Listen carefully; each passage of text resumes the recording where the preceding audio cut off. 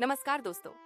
आज के वीडियो में हम भारतीय इतिहास के बहुत ही खास युद्ध पानीपत के युद्ध के बारे में जानेंगे। भारतीय इतिहास में पानीपत का युद्ध एक निर्णायक मोड़ साबित हुआ। हरियाणा राज्य में स्थित पानीपत का मैदान 3 ऐतिहासिक लड़ाइयों का गवाह रहा है, जिनमें से प्रत्येक ने देश की सत्ता और राजनीतिक मानचित्र को हमेशा के लिए बदल दिया। प्रथम पानीपत युद्ध 1526। यह सबसे महत्वपूर्ण युद्ध था जो 21 अप्रैल 1526 को बाबर मुगल शासक और इब्राहिम लोदी दिल्ली सल्तनत के सुल्तान के बीच लड़ा गया था, जिसमें लोदी की सेना संख्या में बड़ी थी, लेकिन बाबर ने अपनी उन्नत युद्ध कला का प्रदर्शन किया।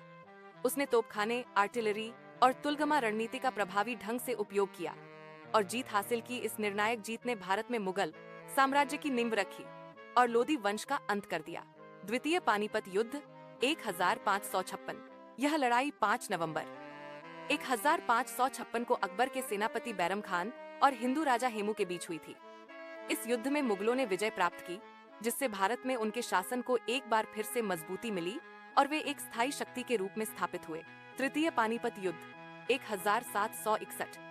यह 14 जनवरी 1761 को मराठाओं और अहमद शाह अब्दाली दुर्रानी साम्राज्य के बीच लड़ा गया था। यह भारतीय इतिहास के सबसे विनाशकारी युद्धों में से एक था। मराठाओं को इस युद्ध में भारी क्षति हुई, जिससे उनकी शक्ति कमजोर हो गई।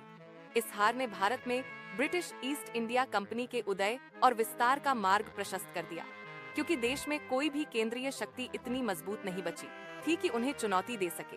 इस प्रकार पानीपत के तीनों युद्धों ने भारतीय उपमहाद्वीप के इतिहास की दिशा को स्प्रार में